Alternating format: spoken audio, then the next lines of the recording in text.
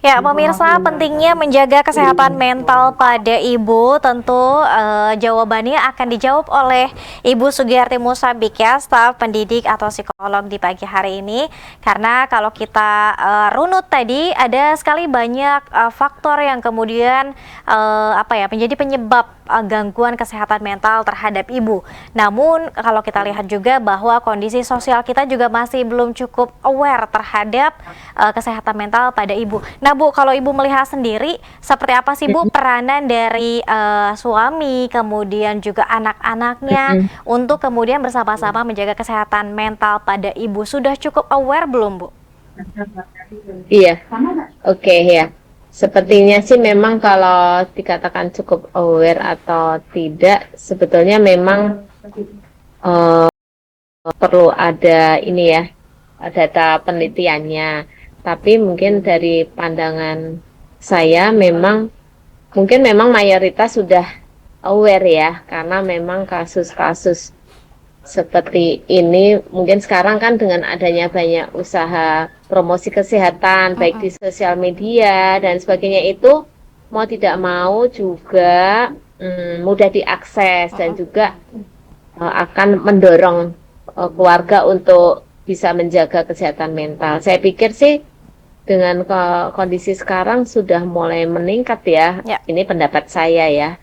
Kesadaran untuk memperhatikan kesehatan mental ibu, baik dari anak-anak maupun pasangan. Nah, meskipun ada sih kelompok juga yang mungkin masih berpandangan sempit bahwa semua beban itu ada di seorang ibu, tidak berbagi peran, itu yang bisa berisiko terhadap gangguan kesehatan mental ibu. Ya. Tapi memang kalau tadi ya meningkatnya tingkat pendidikan ya, anak-anak udah banyak bersekolah ya, kuliah dan sebagainya.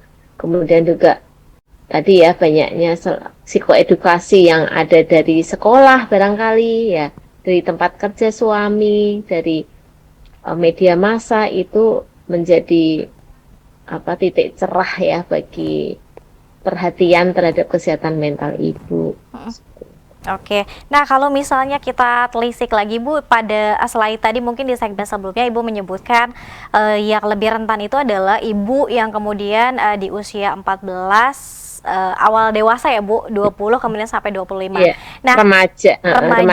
sampai awal deh. Oke, nah kalau Iya. selain dari faktor usia Bu, fase mana lagi yang kemudian bisa membuat seorang ibu ini sepertinya beban stres?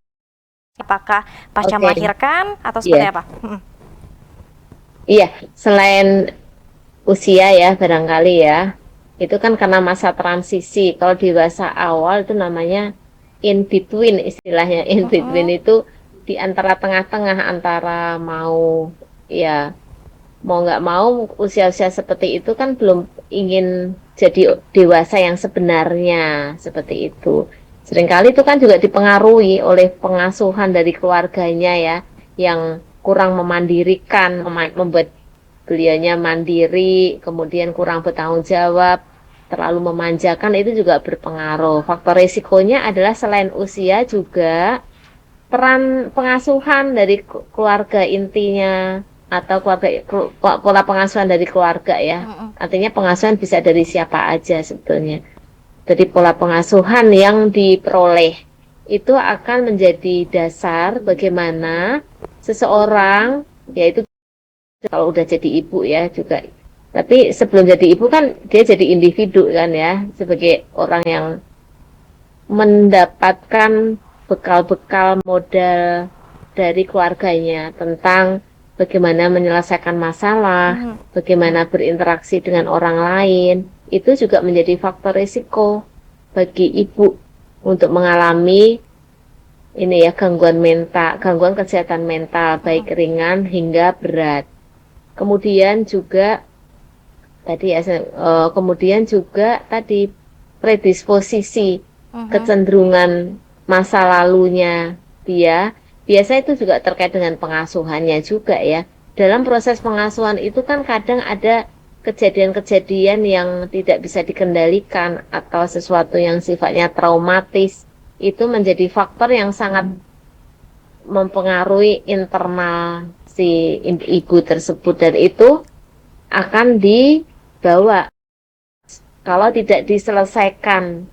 Kalau tidak diselesaikan sedini mungkin saat ibu atau calon ibu bermasalah, seperti itu.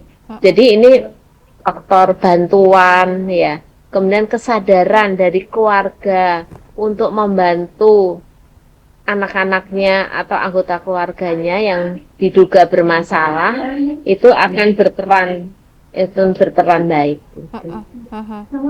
Oke. Nah, kemudian apa Bu, apa ya, ciri barangkali ciri awal yang kemudian bisa kita rasakan sama-sama, karena selain mungkin tadi kalau di segmen sebelumnya menyebutkan bahwa ini kan pengetahuan ini sudah cukup bisa mudah diakses, namun juga banyak juga nih Bu para ibu muda yang kemudian melakukan self diagnosis dari googling misalnya, wah kayaknya saya bipolar dan lain-lain. Ini juga kan menjadi masalah. Apa kemudian Bu yang mencirikan bahwa seorang ibu gangguan kesehatan pada mental? Oke, ciri-cirinya ya. Oke. Ciri-cirinya itu sebetulnya kan kita mulai dari ini ya, kita mulai dari kembali definisi kesehatan mental tadi. Jadi sebetulnya ada banyak sekali sih tanda ya, dimulai dari ada perasaan ini kesedihan yang berkepanjangan tanpa sebab ya, tidak jelas. Bahkan menjadi tidak kepedulian terhadap lingkungan. Kemudian kadang merasa lelah nih pada ibu ya, burnout, jenuh. Burnout istilahnya ya, jenuh, lelah, tidak berenergi, bahkan bisa mengalami masalah tidur, sering marah berlebihan dan sangat sensitif barangkali. Kemudian merasa kadang bingung, khawatir, takut tiba-tiba, bahkan punya begitu terpaku pada masa lalu, ya sulit untuk berkonsentrasi bisa juga. Bahkan suasana hati yang naik turun itu juga mulai terasa sebagai ciri. Bahkan bisa aja mulai menarik dari lingkungan sosial ya. Misalnya nggak mau ikut arisan, nggak mau ikut pengajian, misalnya nggak mau beribadah, misalnya bagi agama lain, seperti itu. Bahkan yang paling berat adalah bisa sampai punya pikiran untuk bunuh diri. Ide bunuh diri, meskipun baru ide itu. Juga hilangnya minat, misalkan biasanya senang nonton drama Korea, drakor misalkan, atau sinetron, itu sebenarnya ada positifnya juga, itu dalam arti punya minat ya, tapi minatnya itu memang harus lebih produktif misalnya, tapi mulai senang buat kue, sekarang udah males kayak gitu ya. Senang nata-nata, ganti-ganti apa itu layout furniture di rumah, udah males. Jadi mungkin awalnya suami ganti-ganti nih, oh nggak capek sih mah misalnya, itu ya biarin karena itu masih punya minat. Tapi kalau sudah menurun minatnya, hilang minat, itu juga menjadi ciri yang lebih berat ya.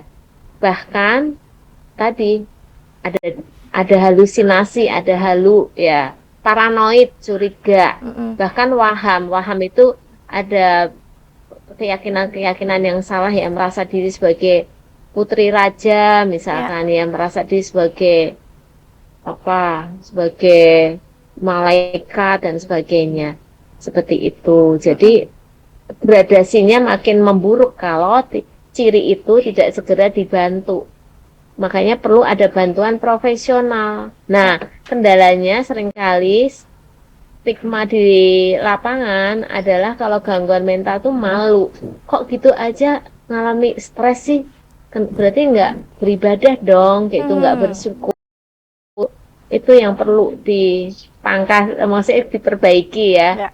Kita perlu ajak bicara dulu. Setelah itu memang perlu profesional, psikolog, bahkan ke psikiater, itu bukan aib lagi, seperti itu.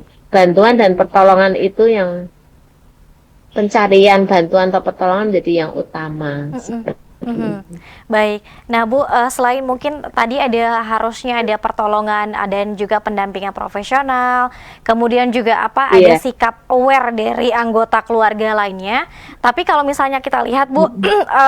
mungkin ketika misalnya kita merasa stres atau misalnya depresi secara berat, tadi faktor-faktor yang kemudian sudah Mm-mm. disebutkan oleh Ibu, namun sulitnya, ini dilematisnya sulitnya Ibu mengambil jeda untuk dirinya sendiri, Ibu.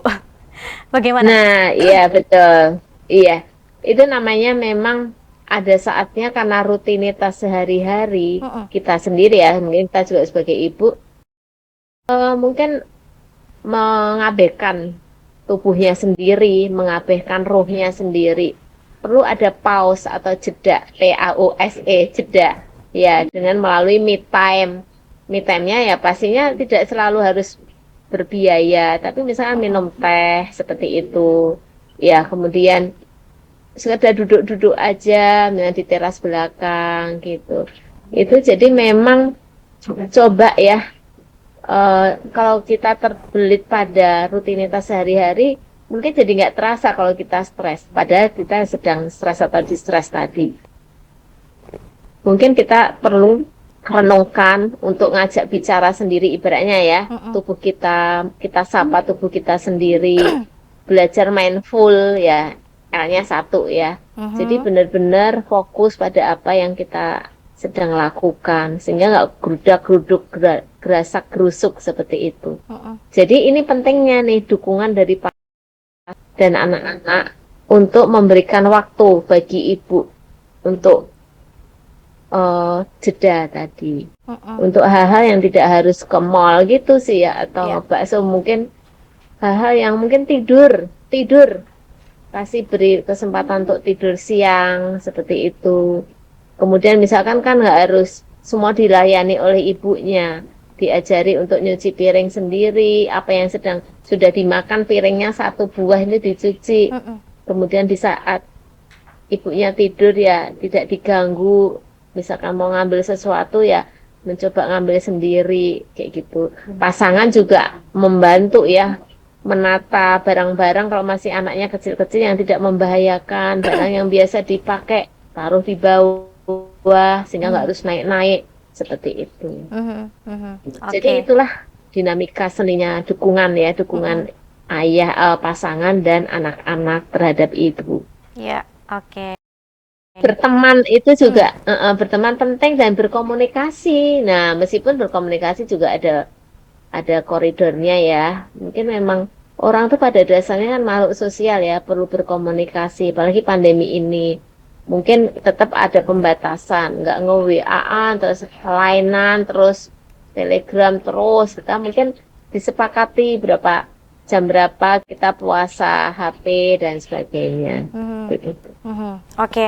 Nah, Bu, pada fase apa kemudian seorang ibu, ketika mengalami gangguan kesehatan pada mental untuk membutuhkan pendampingan profesional, psikolog atau juga psikiater? Oke, iya. Di saat ya itu ada titik tertentu ya. Memang yang utama adalah di saat dia tidak bisa mengenali emosinya sendiri.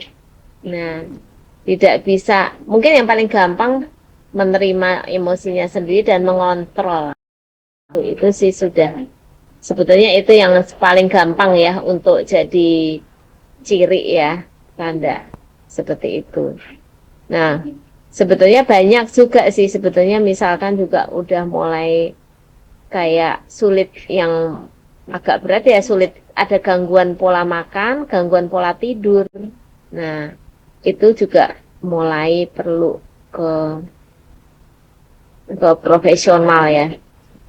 Nah, mungkin yang paling gampang kalau udah mulai uring-uringan nggak jelas itu juga bisa. Itu yang paling soft ya, yang paling mudah dilihat adalah kalau mulai uring-uringan. Mhm, Itu coba pasangan bisa ngajak bicara dulu. Kalau memang nggak bisa, bisa ke profesional. mhm, mhm. Oke, perlu Gitu. adanya komunikasi secara terbuka tadi ya, Bu.